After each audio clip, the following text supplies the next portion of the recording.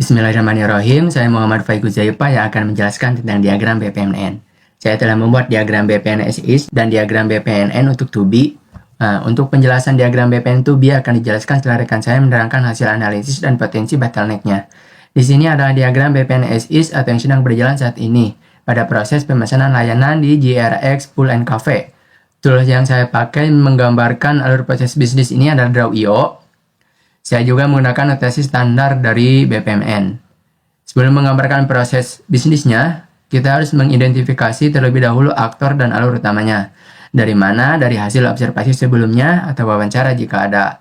Nah, di sini sudah teridentifikasi aktor utamanya ada customer, kasir, dan staf lapangan. Untuk alurnya dimulai ketika customer datang dan memilih layanan yang diinginkan. Ada pemesanan reservasi meja biliar atau pemesanan F&B. Nah, untuk pemesanan F&B ini, saya menggunakan aktivitas subproses. Artinya, alur untuk pemesanan F&B ini digambarkan secara terpisah. Di sini ada diagram atau file baru dari subproses pemesanan F&B. Meski terpisah, alur proses bisnis ini masih dalam satu kesatuan, utama dengan alur proses pemesanan reservasi meja biliar. Cuman gambarnya aja yang digambarkan terpisah. Untuk menghindari kompleksitas visual karena proses yang berjalan masih dilakukan secara manual, sehingga dilakukan pemisahan dari diagramnya. Sebisa mungkin untuk menggambarkan proses bisnis dengan BPMN itu mudah dibaca dan simpel. Nah, customer bisa memilih pemesanan meja biliar atau pemesanan F&B. Bisa juga memesan dua-duanya sekaligus karena di sini menggunakan gateway inklusif. Gateway inklusif digunakan untuk memilih salah satu jalur atau dua-duanya. Nah, ini adalah jalur dari proses pemesanan meja biliar, sehingga ini digambarkan adalah proses dari pemesanan meja biliar saja. Untuk pemesanan F&B ada pada file atau diagram yang lain. Jadi, ketika pelanggan ingin memesan F&B, maka proses yang berjalannya ada pada diagram ini, sedangkan untuk pemesanan reservasi meja biliar digambarkan di sini. Nah, di sini adalah alur dari proses pemesanan reservasi meja biliar. Setelah customer memesan layanan, maka diterima pesanannya oleh kasir dan kasir memverifikasi pesanan apakah customer bermain sekarang atau bermain nanti. Jika bermain nanti, kasir akan mencatat reservasinya dan menerima pembayaran dan alurnya selesai di sana untuk reservasi bermain nanti. Sedangkan untuk bermain sekarang, kasir mencatat dan menerima pembayaran. Setelah menerima pembayaran dari customer, lalu instruksikan nyalakan meja untuk staf lapangan. Nah, staf lapangan menerima instruksi untuk menyalakan meja. Nah, menyalakan meja ini masih dilakukan secara manual oleh staf lapangan. Meja siap digunakan dan dikirimkan pemberitahuannya kepada customer. Nah, customer ini menunggu konfirmasi meja dari staf lapangan. Setelah menunggu konfirmasi meja dan menerima pesan bahwa meja siap digunakan, maka customer melakukan aktivitas bermain biliar per jam. Di sini ada satu kali permainan, yaitu 1 jam 1 kali. Dan jika selesai, maka si customer memberitahukan kembali kepada staf lapangan bahwa meja telah selesai digunakan, dan si staf lapangan menerima pesan meja selesai digunakan, lalu mematikan lampu juga dilakukan secara manual. Membersihkan meja kurang lebih memakan waktu 10 menit dan menyiapkan meja untuk penggunaan berikutnya, dan alurnya selesai di sini untuk pemesanan proses reservasi meja biliar. Nah, untuk proses pemesanan F&B ini dilakukan setelah customer datang dan memilih menu, memesan pesanan. Pesanannya diterima oleh kasir dan kasir mencatat pesanan kurang lebih 5 menit, mengajukan pembayaran kepada customer. Di sini ada gateway inklusif, gateway eksklusif, yang ini gateway paralel ya. Di sini ada gateway paralel di mana bisa dilakukan aktivitas secara bersamaan. Di sini customer melakukan aktivitas pembayaran dan menunggu pesanan secara bersamaan, kurang lebih dia menunggu 15 menit. Nah, setelah melakukan pembayaran kepada kasir menerima pembayarannya, lalu mengirimkan detail pesanan kepada staff kitchen.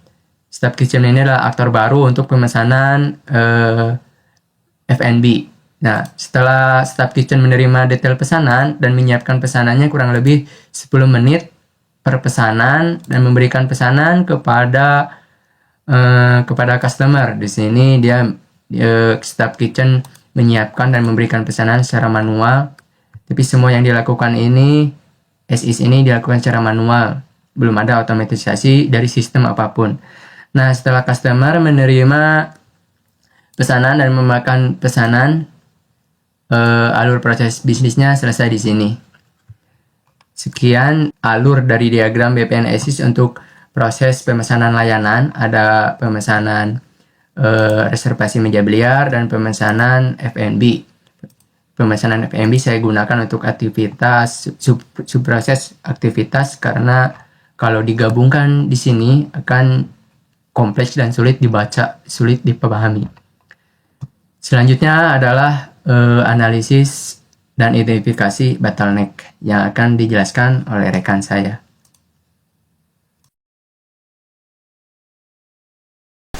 Baik, di sini saya akan melanjutkan penjelasan berikutnya, yaitu analisis masalah fishbone diagram.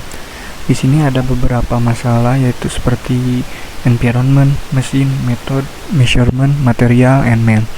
Dari keenam masalah tersebut, yaitu puncak permasalahannya yaitu keterlambatan layanan.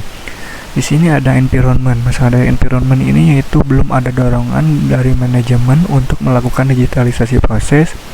Pesaing memiliki pelayanan lebih cepat, pesaing sudah menggunakan sistem digital, pesaing memiliki kapasitas lebih besar. Kemudian dari mesin yaitu belum ada sistem digital atau otomatisasi yang diterapkan, tidak ada sistem digital penyimpanan dan tidak ada backup. Tidak adanya monitoring real time untuk status meja, tidak ada verifikasi sistem. Kemudian dari metode yaitu proses pencatatan pesanan dan reservasi masih dilakukan secara manual. Proses pemesanan dan pencatatan berlangsung lama. Operasional mengandalkan kebiasaan lama tanpa evaluasi sistem. Kemudian dari measurement yaitu kurangnya evaluasi berkala terhadap efisiensi proses, tidak adanya indikator kinerja utama atau KPI untuk kecepatan layanan, minimnya dokumentasi dan riwayat transaksi. Kemudian dari material yaitu keterbatasan alat pendukung, keterbatasan meja biliar, catatan fisik, rentan rusak atau hilang. Kemudian dari man itu yaitu kurangnya pelatihan staf dalam efisiensi proses, komunikasi antar staf tidak standar atau verbal atau lisan, keterbatasan staf. Dari keenam tersebut puncak permasalahannya yaitu keterlambatan dalam layanan. Mungkin segitu penjelasan dari saya. Berikutnya akan dijelaskan oleh teman-teman saya. Terima kasih.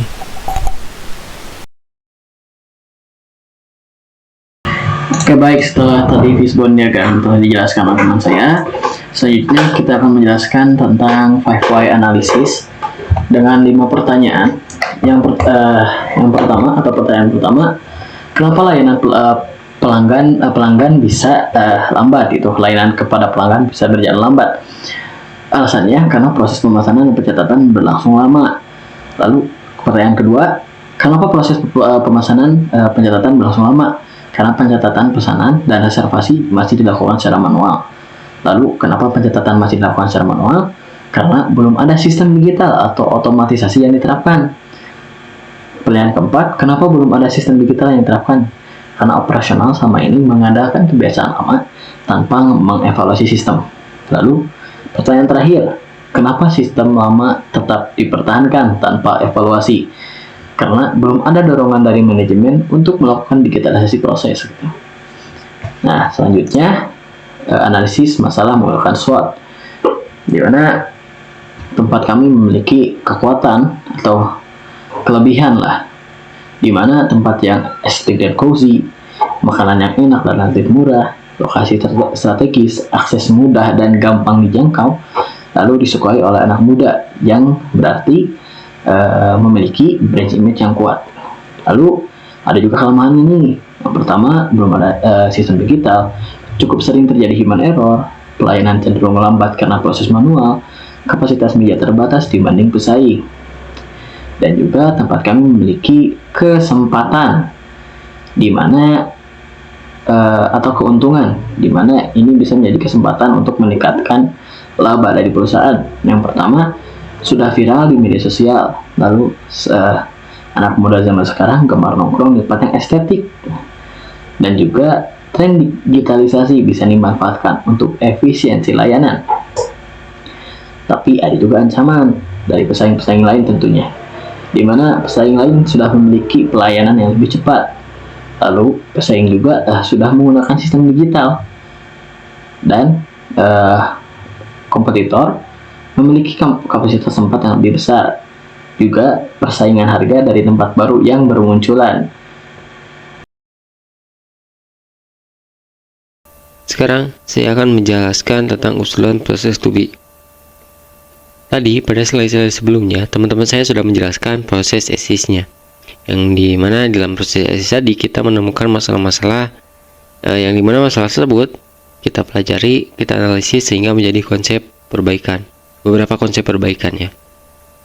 Yang pertama, sistem pemesanan digital. Di sini kita mengimplementasikan sistem pemesanan digital terintegrasi untuk menggantikan pencatatan yang dulunya manual sekarang menjadi otomatis ya. Dengan adanya implementasi sistem ini, hal ini diharapkan dapat mengurangi kesalahan dan meningkatkan efisiensi. Selanjutnya, monitoring status meja real time. Sistem monitoring status meja biliar secara real time ini untuk memudahkan pengelolaan kesediaan meja dan meningkatkan pengalaman pelanggan. Lalu, notifikasi otomatis. Nah, kita mengimplementasikan sistem notifikasi otomatis antar staf untuk menggantikan komunikasi lisan. Hal ini kita harapkan dapat mengurangi miskomunikasi dan juga meningkatkan koordinasi. Oke, yang terakhir, integrasi pembayaran digital. Kita di sini mengintegrasikan sistem pembayaran digital. Hal ini kita harapkan dapat mempercepat proses transaksi dan juga meningkatkan akurasi pencatatan keuangan. Selanjutnya, apa sih manfaat implementasi ini? Yang pertama, dapat meningkatkan efisiensi operasional. Di sini kita diharapkan dapat mengurangi waktu pencatatan pesanan yang dulunya membutuhkan waktu kurang lebih 5 menit, sekarang diharapkan bisa menjadi kurang lebih 1 menit saja. Dan hal ini dapat meningkatkan akurasi. Selanjutnya, peningkatan kepuasan pelanggan. Nah, di sini mengurangi waktu tunggu untuk pelanggan ya, dan juga meningkatkan akurasi pesanan. Selanjutnya, optimasi penggunaan sumber daya. Nah, ini memaksimalkan penggunaan meja biliar dengan mengurangi idle time. Selanjutnya, data pengambilan keputusan. Nah, data-data yang dihasilkan nantinya dapat dianalisis untuk pengambilan keputusan secara strategis. Teknologi pendukung. Kita menggunakan aplikasi point of sale atau POS yang terintegrasi. Selanjutnya, kita menggunakan sistem manajemen meja berbasis IoT. Sistem ini nanti untuk monitoring meja ya. Jadi setiap meja nanti memiliki perangkat IoT-nya masing-masing. Selanjutnya, aplikasi mobile untuk pemesanan dan notifikasi. Nah, ini opsional gitu ya. Mungkin nanti kita menggunakan WhatsApp Gateway ataupun SMS Gateway gitu ya. Mungkin segitu aja untuk proses usulan to be yang saya jelaskan. Untuk slide selanjutnya akan dijelaskan oleh rekan saya. Baiklah, di sini adalah visualisasi dari diagram PPNN to be untuk proses order atau pemesanan layanan di GRX Pool & Cafe. Untuk aktornya masih sama, ada customer, ada kasir, staff kitchen, dan staff floor yang masuk ke dalam pool dari sistem ordernya. Untuk alurnya juga masih sama, cuman yang membedakan adalah yang sebelumnya proses as is masih dilakukan secara manual dan repetitif, seperti pencatatan pesanan layanan, pembayaran, notifikasi staff, pengecekan menu makanan dan meja biliar, sekarang digambarkan dengan sistematis menggunakan otomatisasi sistem dari POS dan sistem akan terintegrasi nantinya dengan sistem IoT untuk mengontrol lampu meja biliarnya.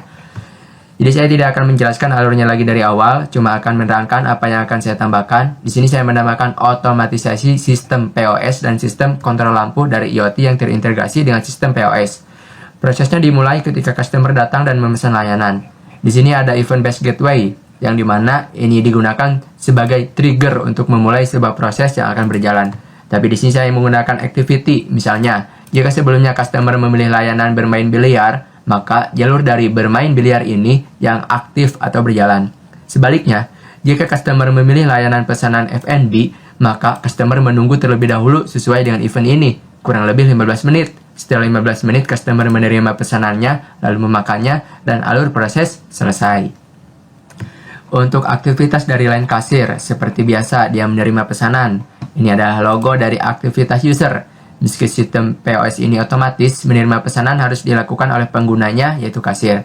Nah, ini adalah logo service yang digunakan untuk aktivitas dari sistem secara otomatis. Sebelumnya di SIS, proses pencatatan masih dilakukan secara manual, sekarang cuman diinputkan ke sistem. Seperti biasa, saya menggunakan gateway inklusif. Jadi apakah si customer ini hanya memilih pesanan meja biliar atau memesan F&B? Bisa juga memesan keduanya.